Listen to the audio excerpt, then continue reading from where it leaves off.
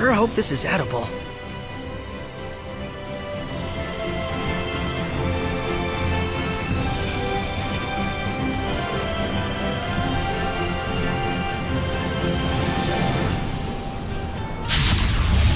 We can't afford to hold back.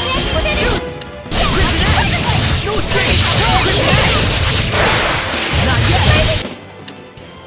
Focus! More! Let's get it! Not yet! What? Sword flare! Focus! Sword flare! Focus! Open the way! May your knowledge be clear! Give my all! One place! Do not underestimate.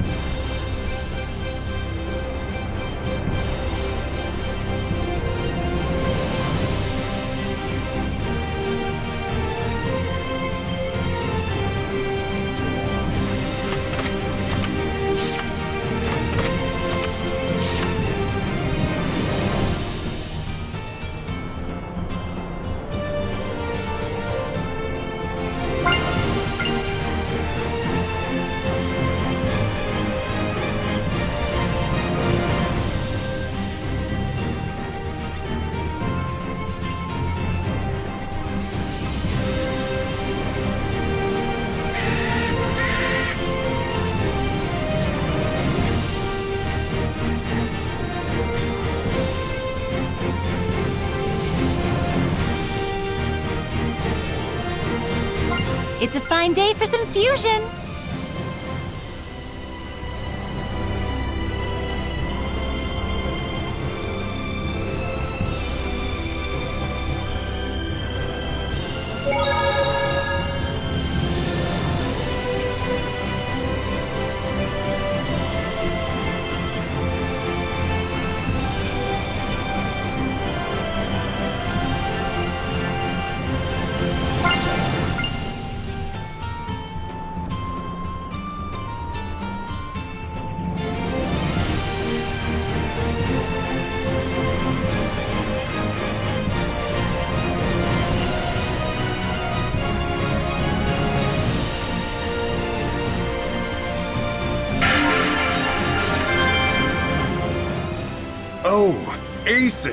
Oasis, the very font of life. Goddess of the barren wastes, succor to the parched. Surprise poetry reading? Now, Mickey, my boy. Surely as a water seraph, you understand how precious water is in a place like this. Well, sure, I guess, but... Go on, Lila. I know you're just aching to plunge that smoldering fire seraph's skin into the cool crystal depths. I'll pass. Do enjoy your nice clean spring. Then Edna, come! It is only fitting that a seraph of the earth should join me as together we leap into this blessing from the land. No wonder you're a wind seraph. Your situational awareness blows. That one stung. Then wash your tears in this very font of life. Yes, I think I will.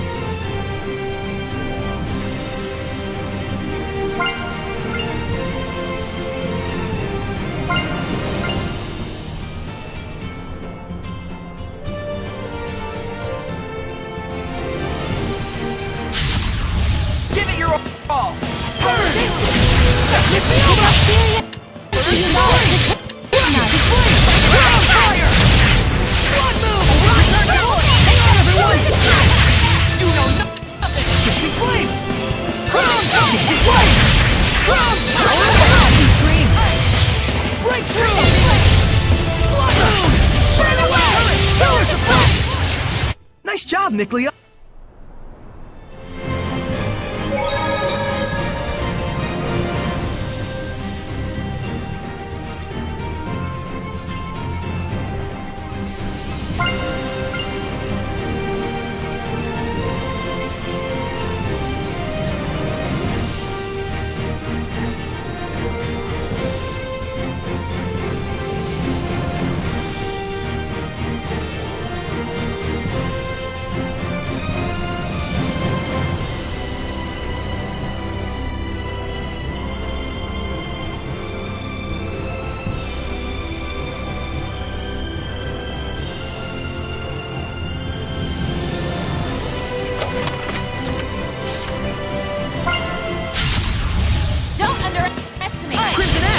There's a heli in this big. Colossal size alone is a threat. Watch yourself.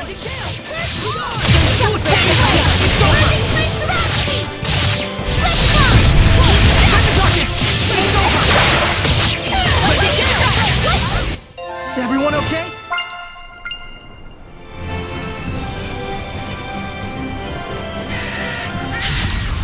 We can't afford to hold back. Let's do it! They can't fly, but their beak is something to watch out for.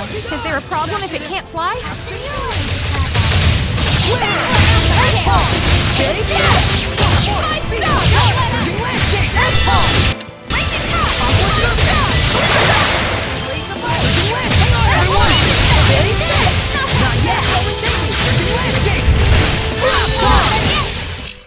You were quite strong.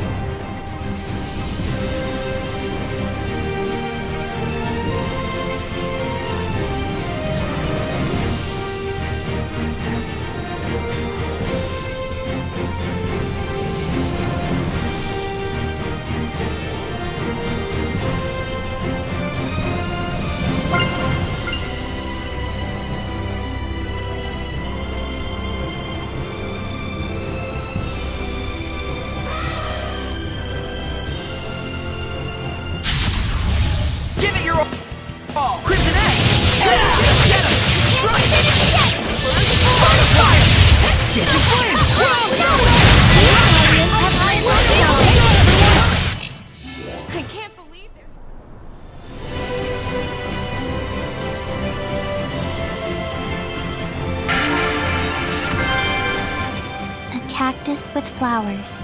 It's a plant, so yeah. What did you expect? I didn't know they bloomed. Their thorns are the more famous part. Well, you know what they say.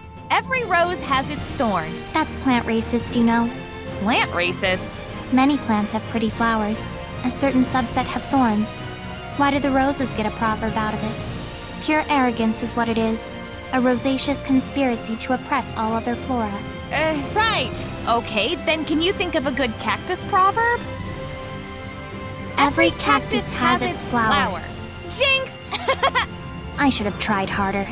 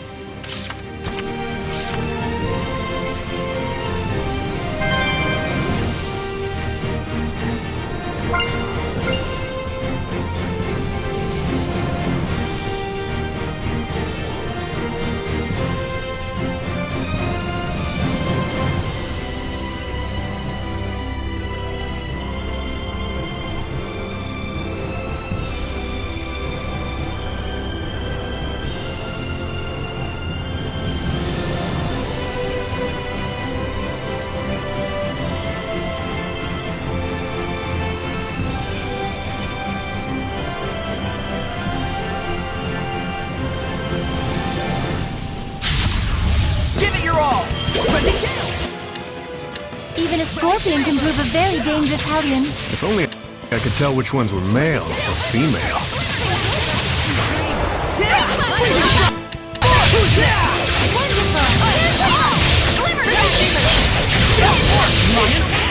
Let us not be full of ourselves.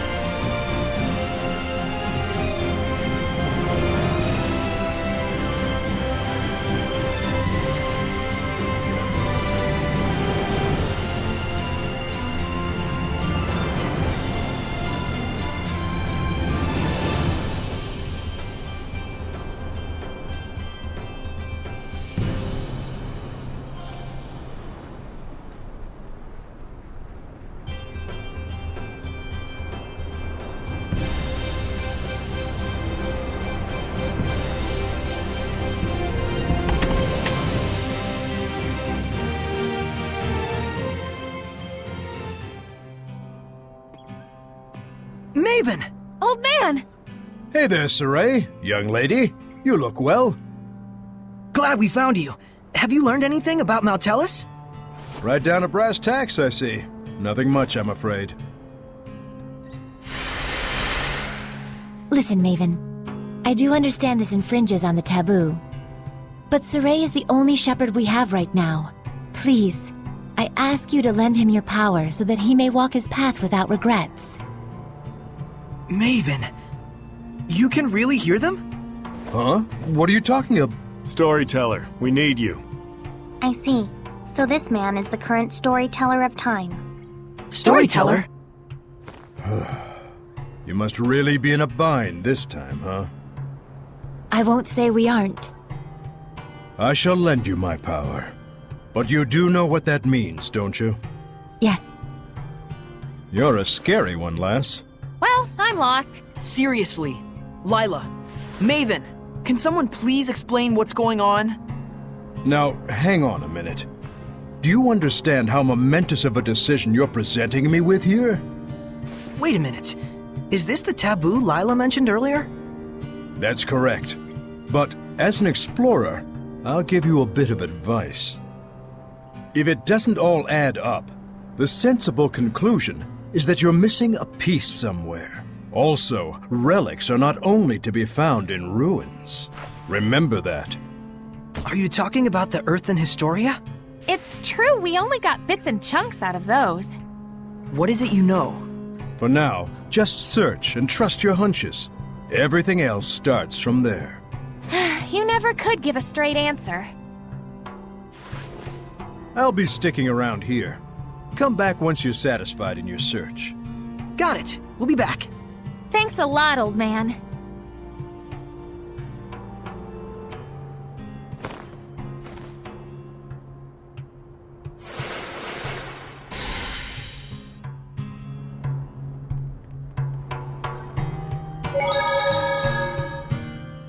The Storyteller of Time, huh? Hmm? You knew about Maven too? Well, you know, he just seemed like a storyteller to me. And when I confronted him about it, it turned out my hunch was correct. That's all. He's pretty well known as a storyteller, especially among Seraphim who have been around for a while. You could have told us about it, you know. Well, it's also a taboo. For both Seraphim and humans. But what does that entail? Let's focus on collecting the Urth and Historia, Mikleo. Just hearing those stories probably isn't enough. So when you see with your own eyes, you can figure out the truth behind the myth, huh? That's what it's about. Isn't that right?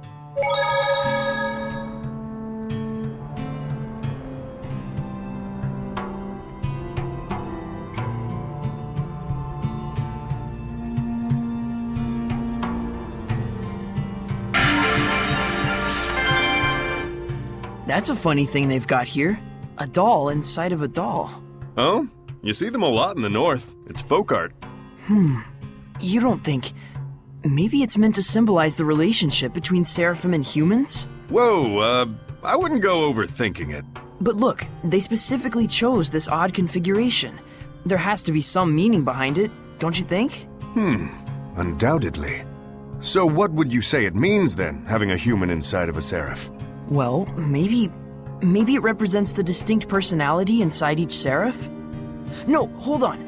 Perhaps, in depicting a fanciful inverse of the typical seraph and human vessel relationship, it's meant to symbolize coexistence between the two. Zavid, is there anything inside the innermost doll? Huh? Yes. Typically in the very core is a plumpet. A plumpet? Yes, a symbol, of course. But of what? A pit is a seed, a sign of rebirth, perhaps? But then, why a plum? True, some bloom in the spring, but... I'm starting to get why you like toying with our boy Mickey here. I know, right? In some ways, he's even more pure than Saray. Such rich philosophy. Very profound. That's more like it.